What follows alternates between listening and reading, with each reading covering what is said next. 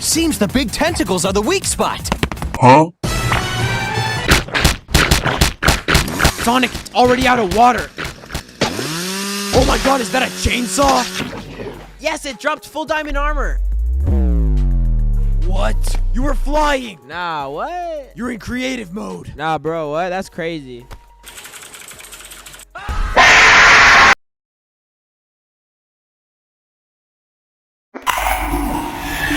Yes? Can you hear me? I think I managed to connect with you. Or at least with someone who can hear this. I hope you can hear me well. I need to inform you about something. A new variant has emerged. Do you remember that underwater version where we fought that sponge and that starfish in Bikini Bottom? Or the other one, with the clock boy? Yeah, I think that was his name. And then there were the others. The radioactive one from Springfield. The one from the underground. They all remind me of the happiness, that variant from Elmore. This one is different. This variant is more aggressive, more dangerous. You have to be very careful. I tried to connect my infected arm to see if I could extract tools that might be useful from that place where you are, but it seems I can only use objects infected with a specific ID. I mean, if an infected player carries something in their inventory, those objects also become corrupted, and these objects have an ID that, if affected, will corrupt tall objects with that same ID, making them usable only by the infected. And if someone healthy tries to use them, well, it's almost certain that they will also become partially infected.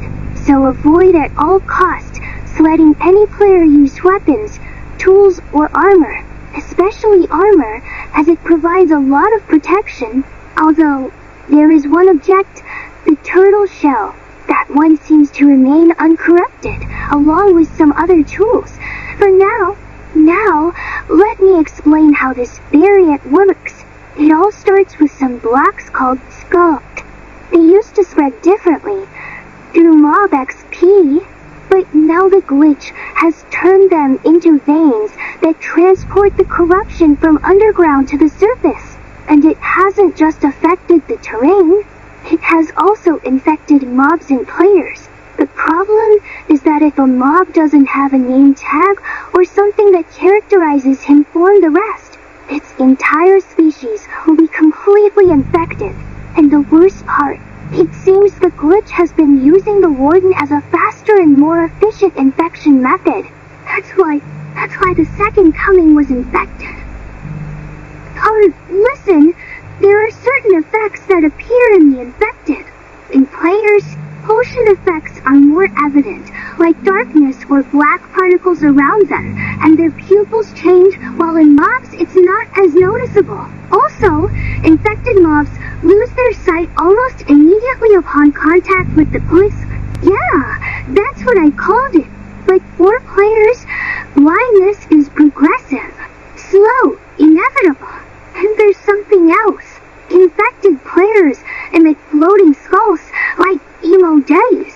It's clear sign that there's no turning back, at least for now. I don't know what state that world you're in is in right now, but I do know that the infection is happening in multiple worlds and versions of that game called Minecraft at the same time, with the older versions becoming uninhabitable and inaccessible. I got this information from another player, someone who has also been investigating. This thing destroyed his world, consumed his friends and other entities, and well, I don't know what happened to her. Since that fight with the second coming, something dragged her to another place. A girl named Monica has her. Now, listen carefully. If the creeper next to you makes sound, that means it's about to explode. Press the Z key to attack it before it's too late. Since it's blind, it won't know where the attack came from. I don't know what else the glitch is capable of, but one thing is certain. Stay away from the underground.